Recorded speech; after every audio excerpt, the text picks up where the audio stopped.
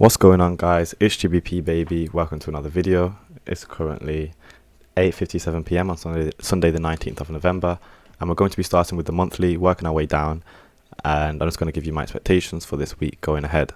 Now, last week we had some crazy price action, probably one of the weirdest weeks I've ever experienced. But yeah, I'm just going to get straight into things. I'll show you what I've got my eyes set on.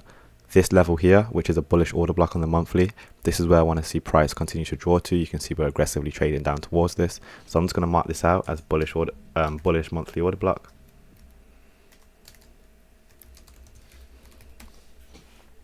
So that's where I want to see price start to work its way towards. And you can also see that we're traded now through this fair value gap on the monthly as well, meaning that this level I'd want to see provide resistance now, since we've now that we've delivered to it on the downside and traded through it. I want to see this act as resistance, so we can write monthly fair value gap, and then when we go down to the low time frames, we'll know that if price is to ever come back to this range, we'd want to see it act as resistance. You can also see this swing low from the month of September. There's obviously going to be stops residing below there, in line with the journey to the bullish monthly order block. So this swing low is going to be a target in general as to where price is going to want to draw to for sell side liquidity. So we can keep that in mind, but let's drop down to the weekly now, and you'll be able to see this long wick is lined up perfectly with that bullish monthly order block. And there's also an implied fair value gap here and an implied fair value gap here. Now, an implied fair value gap is a fair value gap which is not obvious. For example, here, this is an obvious fair value gap because you can see it. There's only down delivery in this gap here. Whereas the implied fair value gaps, you can't see on this time frame, but it's there. For example, here to here, I believe. From here to here, there's only upside delivery. So we've had upside delivery here, here, and obviously this candle. So that's suggesting to me that there's all upside delivery going on there. And then when we drop down to the lower time frame, that's when you can actually discover the fair value gap, and you can see it's residing right there. And that's where I guess the algorithm, that's where I guess understanding the algorithm comes into play, because that's an example of code. So we can see through the candles and understand that there's a fair value gap residing here, even though the candles aren't necessarily showing it directly. And this is where like I said, understanding of the code and the algorithm in general comes into play. So being able to recognize things like that is very important, but we'll talk about that when we drop down to the daily. For now, let's focus on the weekly and what we can see on the weekly. So obviously we have this long wick, and when we have long wicks like this, it's best to mark out the 50% level, because that will give us consequent encroachment. And consequent encroachment is where we're expecting to find some kind of resistance. Obviously we are support in this case. Obviously we are bearish, so I am expecting this consequent encroachment to be disrespected. However, on a shorter term, I wouldn't be surprised if price did find itself consolidating or bouncing off this level. So I'm going to mark out the weekly consequent encroachment. I'm just going to call it weekly C.E. And I always use dashed lines for my consequent encroachments. And then we can keep that on the chart as well. So when we drop down to the daily, we'll be able to know that this level is 50% of this wick, where we can expect to find some kind of retracement or some kind of reaction. Overall, though, I do want to see this disrespected and see us run to the downside. We also have a breaker here. This is a weekly breaker. We've got a low, a high, a lower low, and then we broke higher. So this level here, in line with the weekly consequent encroachment, is a breaker high. So that's another level. That's another reason I'd want to see price react to it. But more specifically, I'd like to think that the close of this level, which is in line with the bullish monthly order block, I'd like to think that that's where we're going to get the biggest reaction. So that's something to focus on. But overall, I am expecting a down week. So with that in mind, we should be looking for where we're expecting price to find its highs. So where can dollar make the high of the week? If we're expecting a down week, where do we want to find resistance? Well, the most recent low that we traded through is this low here. So this wick in general, remember wicks are gaps too, guys. We can drag that out. And now I know that on a low time frame, I want price to find resistance in this area, because we traded through it. Once we return to this level, which is a low, I want to see us find resistance at that level so that we can continue to push lower. So I can put that as a weekly wick or old low. I'll call it old low. Old weekly low, like so. And now we have all these PD arrays on our chart. So now we've got the monthly fair value gap that we traded through and delivered to on the downside. We've got this old weekly low, which we traded through and delivered to on the downside. We've got the weekly consequent encroachment, which we're likely to find some kind of support, but I want to see get disrespected. And now we have this bullish monthly order block as a target for the downside. So there's all of these things that we're starting to put onto our charts so that we can start to organize and have a better understanding of where we want to see price go. So let's go down to the daily now, and we'll be able to get a better look. So you'll see that on the daily, that wick is actually that weekly low is a bullish order block. When we trade through bullish order blocks on the downside, we then expect them to act as bearish order blocks. So this is all supportive, meaning that when price returns back into this range, if it does, we want to see resistance, because we want to see this once bullish order block now act as a bearish order block. Another thing to take note of is this fair value gap resting right below it that we're trading in now. So you can see that we're currently probably going to see us fill this inefficiency, come back up, hopefully find resistance within here, and then we can start running for that weekly consequent encroachment and that order block as I was stating before. So you can see how I'm starting to frame the week in terms of what I want to see happen. But yeah, let's take a better look. Let's go down to the 4 hour now. And you can see all the consolidation that we had last week after the crazy Tuesday that we had. So Wednesday and Thursday was very consolidated, and then Fridays when we started to have the heavy delivery to the downside. We've got a nice mitigation block, high, low, lower high, and then you can see we're moving lower. So this wick here, this candle here, this is a mitigation block, as in when price returns back into this, I'd like to see price find resistance at this level and turn away and trade lower. I don't want to see price trade back above these highs now, purely because one, it's a monthly fair value gap, so it should act as resistance anyway. Two, I see these levels now as being protected, so they're defending higher prices. They clearly want to see lower prices. I don't want these levels to get taken out. However, this range, remember this candle I just spoke about, I want to see that continue to act as resistance, and again, that's in line with that old weekly low and that bullish order block that we saw on the daily, which is now going to be acting bearishly. So you can slowly see again how everything's coming into one kind of narrative on creating a story. You can see there's a nice 4 hour fair value gap here. Preferably I wouldn't want to see us trade into that. It can, but I'd like to see that left open, because that would then act as a breakaway gap for me. So what I'm going to do is I'm going to make this purple. Actually, let's make it yellow. And I'm going to type in anticipated breakaway gap. As in, this is a level that I want to see. That's the level that I want to see left open, preferably for the week. So we can trade all up inside this weekly low as much as we want, consolidate, do whatever we want. However, I don't want to see this gap get traded to, just so that we have some kind of breakaway gap to use. So yeah, there's that weekly consequent encroachment. You can see we're running down towards that. Again, we might find support, pull back, and then break lower, so we can create the high of the week within this range. But yeah, let's drop down to the hourly and see what we can find. And you can already see how price is treating this level. You know, we're clearly moving away from it. But again, the high of the week needs to get made somewhere, right? Therefore, this range, this red level that we have as the old weekly low, that's where I want to see that get created. So that's going to be everything for dollar. Let's go on to GBP. And yeah, let me just get rid of everything first. And we'll go to the monthly. I'm going to do the exact same thing. I want to look for the monthly target. So here we have a nice bullish order block that I want to see us trade into on the monthly. So I can mark that out, and I'm going to write bearish order block monthly, because that would be the buy side target on the monthly level that I'd want to see pound reach for. You'll see that pound hasn't actually filled in this fair value gap. So obviously the top of the fair value gap is also a level which I'd want to see us reach for. So obviously this level here, but more importantly, I'd like to think that we can reach for this bearish order block. So let's drop down to the weekly now, and we'll see what we can find.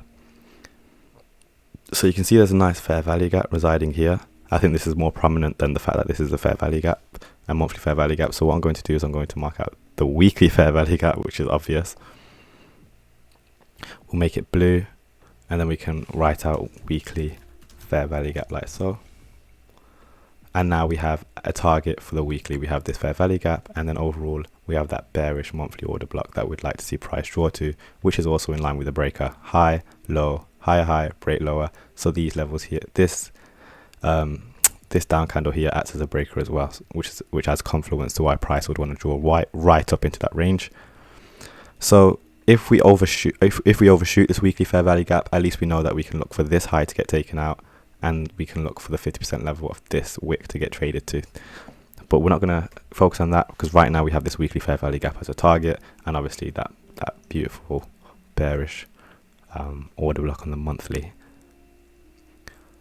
So where are we now? Well, you can see we traded through this fair value gap as well. So this fair value gap has now been delivered on both the downside and upside. This will now act as an inversion fair value gap. So let's write inversion fair value gap. And what that means is that now this should provide support. If we come back down into this range,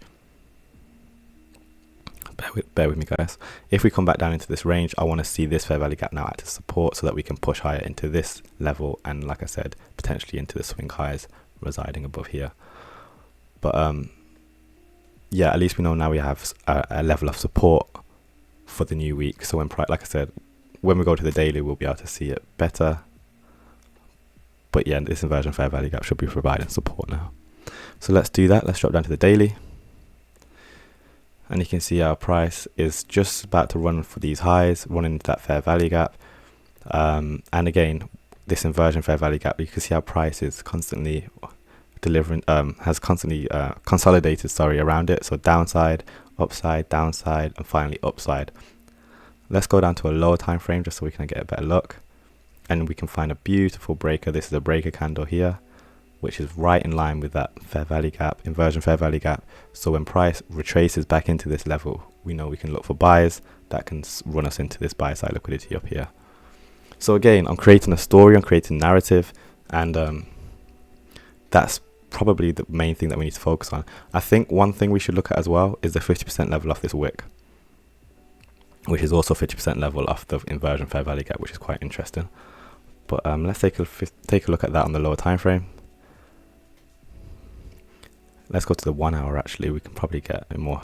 This is the candle. So on the 4 hour, the breaker candle is this massive candle, right? But because we want to be more refined, we can go to the 1 hour, and we can see that this is the last up close candle before the down move, before we break higher. So we know that this level, in line with that 50%, is the level which I want to find support at. And there's a fair value gap down there. So now we have a range of where we want to see the low of GBP get made. It'll be in here, so that we can again shoot for these highs and run up into that weekly fair value gap we identified earlier.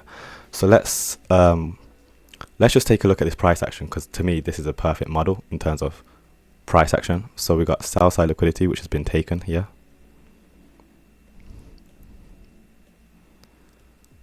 So the sell side has been grabbed. Let's grey that out.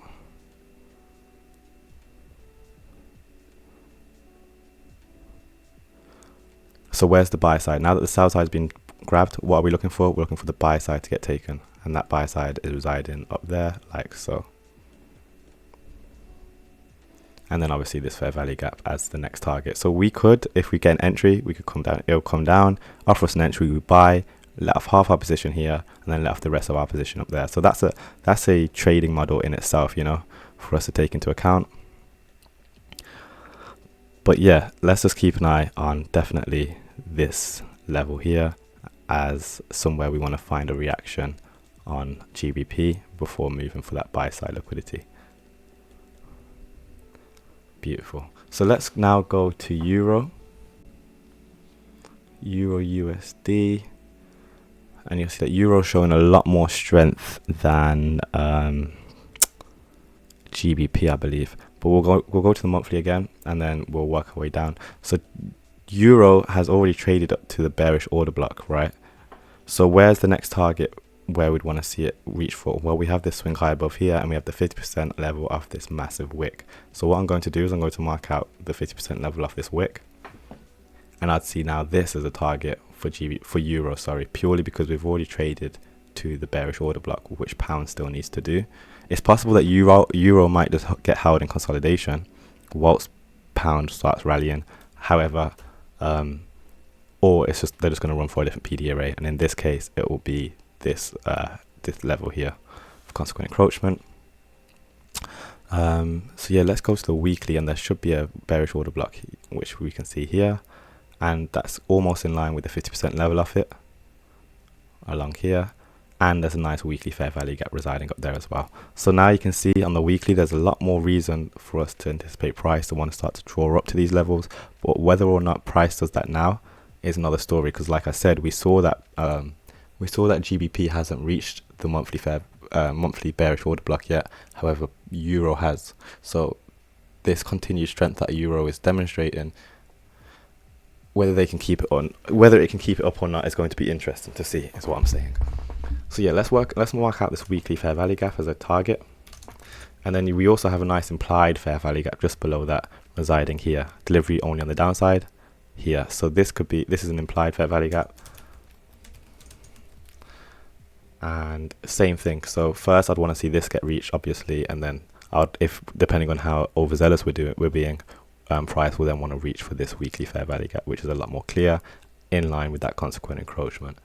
So that's one thing to take into account. Now let's try. Actually, what we need to mark out where we are now. We can look at this wick. We can mark out the 50% level of it, and we know that this 50% level of this wick should now provide support. Why? Because wicks are gaps too. We've traded through on the upside. 50% will be consequent encroachment. So now I want to see us find support on that level. So let's just draw that out like so. We can write down weekly consequent encroachment. Oh.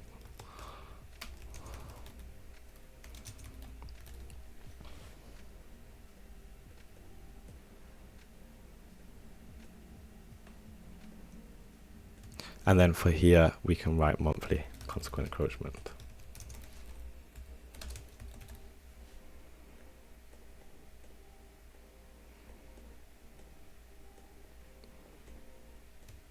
And now we can drop down to the daily, and then we can see what we can find. We have a lovely bullish order block here that price may want to return to, in line with the consequent encroachment. So we can mark that out as a level for, the downside, for the low of euro next week. We can look at this bullish. Let me say that again. For the low of euro next week, we can look at this bullish order block as the low for next week for euro. So price may want to return back into this order block, grab positions so that we can push up into that implied fair value gap above this swing high, and again potentially into that weekly fair value gap we had higher above that. Let's go to the 4 hour, see what we can find. And again, we have a nice breaker. Where's the breaker? Right in line with the bullish order block, of course. We have a low, we have a high, we have a lower low, and then we have this large expansion to the upside. So now when price does return back into this candle, we know we can be buying. But what do we like to do? We like to be refined. So let's drop down to the hourly and see if we can find the last up close candle before the down move. That's what we have right here. And now we can draw that out. And now we have a position where we want price to pull back to, for us to buy on euro, for us to then run up into the buy side liquidity above this swing high. What I'm going to do is I'm going to mark out this swing high as well as buy side, because that's what we're reaching for in terms of liquidity.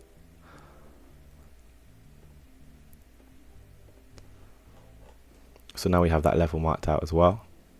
But at least now we also have this hourly bullish order block that we want to see price come down to offer us our entry for the new week, for us to then go long and reach for those levels up here.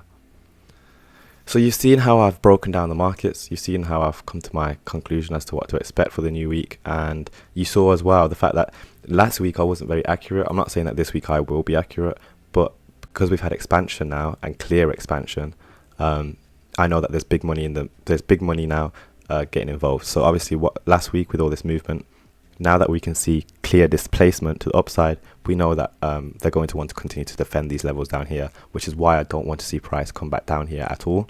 They're going to want to defend them because they clearly want to see higher prices, and they're looking for somewhere to let go of those positions. And where are they going to let go of those positions? Above swing highs, like the one I got marked out here, and in the fair value gaps, because price needs to return to fair value and obviously fill in those imbalances that have been created on the sell side.